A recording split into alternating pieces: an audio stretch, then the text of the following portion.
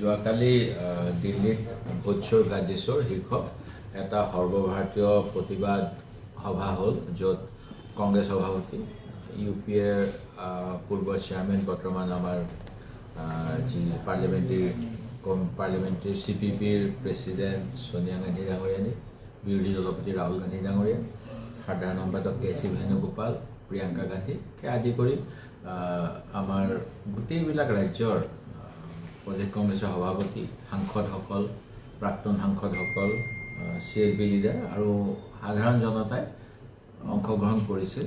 আৰু তাতেই যোৱা লোকসভাত এই বিষয়ত ডিবেটত কেনেকৈ মোদী ডাঙৰীয়া আৰু অমিত শ্বাহে আমাৰ প্ৰশ্নবাণৰ পৰা আঁতৰি থাকিলে, কেনেকৈ তাৰ আগতে আমি প্ৰমাণ কৰিলোঁ প্ৰেছ কনফাৰেন্স যোগে আমাৰ নেতা ৰাহুল গান্ধী ডাঙৰীয়া কেনেকৈ ভোট চুৰি কৰা হয়, আৰু ভোট চুৰি হোৱাৰ বাবে যে যোৱা সময়ত হাৰিয়ানা, বিহাৰ এইবিলাক ৰাজ্যত বিৰোধী দলৰ আশাব্যঞ্জক ফলাফল নহ'ল, এই কথাখিনি স্পষ্টকৈ কোৱা হৈছে।